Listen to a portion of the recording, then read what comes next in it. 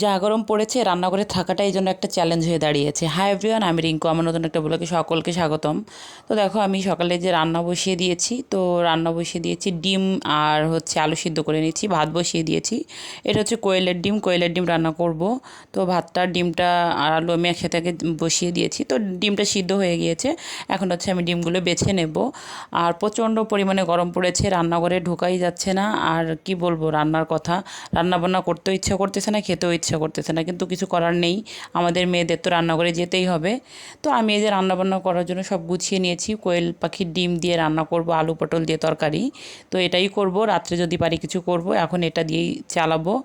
ভালো লাগছে না রান্না করতে। তো আমি দেখো ডিমগুলো ভেজে নিলাম একটু লবণ দিয়ে। তো ডিমগুলো ভাজা হয়ে গিয়েছে, এখন আমি তুলে নিচ্ছি। আর বিশেষ করে হচ্ছে রান্নাঘরে আসলে মানে গরমে এত পরিমাণে খারাপ লাগছে, কি আর বলবো, মনে হচ্ছে নিঃশ্বাস নিতে পারছি না। তো আমি দেখো ডিমগুলো ভেজে নিয়েছি, এখন লবণ দিয়ে পটলগুলো ভালো করে ভেজে নিলাম। পটলটা ভেজে এখন হচ্ছে আমি তুলে নেব।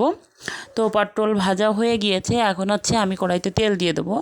আর পটলের তরকারি দেখা যায় রান্না করতে গেলে পটলটা ভেজে নিলেই বেশি ভালো লাগে। তো এখন একটু তেল দিয়ে দিলাম, তেলটা দিয়ে আমি এখানে একটু জিরে ফোড়ন দিয়ে দেবো। আর বিশেষ করে একটা কথাই বলবো যে খাবার নিয়ে কেউ কোনো রিসার্চ করবেন না বর্তমান সময়ে। আর যারা বিশেষ করে রান্নাঘরে থেকে রান্না করে তারাই জানে কতটা রান্না করতে কতটা কষ্ট। তো দেখা যায় আমাদের মহিলাদের তো রান্নাঘরে যেতে হয়, কিছু করার থাকে না।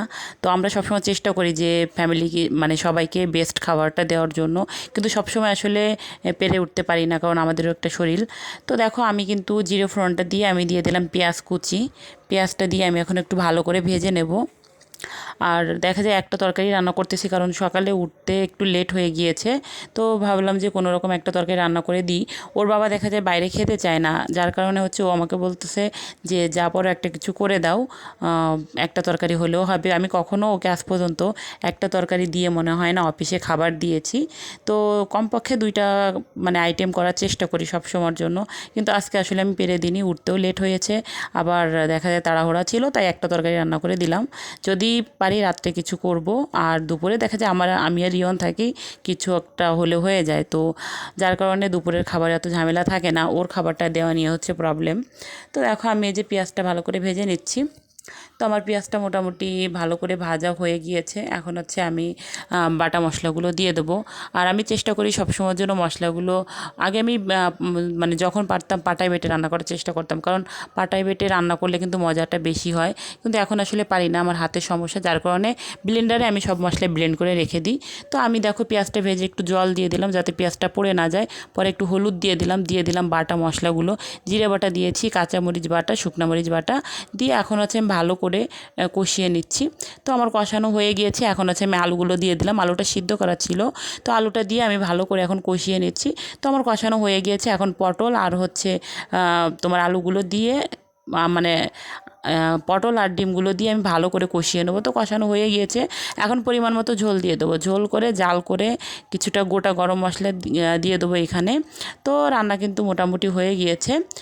তো আমি এখন সব কিছু নামিয়ে নেব। তো তাড়াহুড়ো করে রান্নাটা করে নিলাম।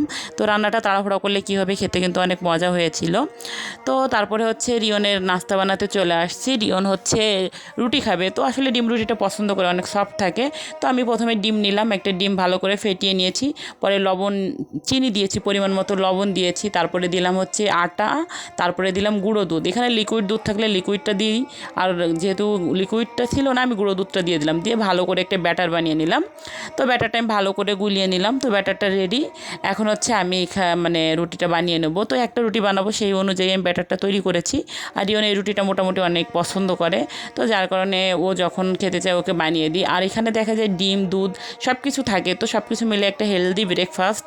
আর ও মোটামুটি পছন্দ করে, ওকে দেখা যায় এই খাবারটা দিলে আমার খাইয়ে দিতে হয় না, আমি ওকে রুটিটা করে দিলে ও একা একাই খেয়ে নেয়। আজকে আবার স্কুল আছে, স্কুলটা আজকে খুলবে।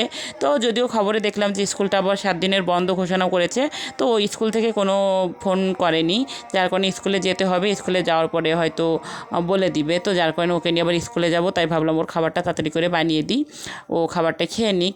তো তারপরে দেখা যায় ওকে রেডি করতে, ওকে নিয়ে বেরোতে হচ্ছে, অনেক সমস্যা হয়ে যায়, কারণ অনেক খাবার নিয়ে দুষ্টুমি করে।